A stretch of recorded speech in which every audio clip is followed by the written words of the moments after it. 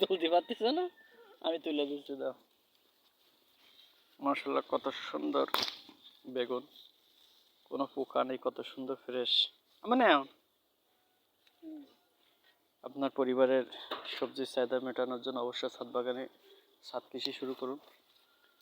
আর এগুলো দেখছেন কম খরচের ভিতরে বস্তার ভিতরে চাষ হচ্ছে।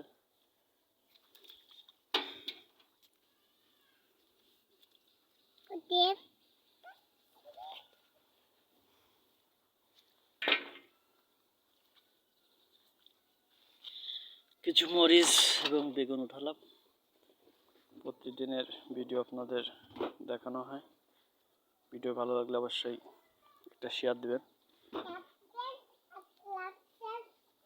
এদিকে আসেন আম্মু, এদিকে এদিকে আসেন আম্মু, সারা মা ওটা উঠায় না, মা লাউ সারা।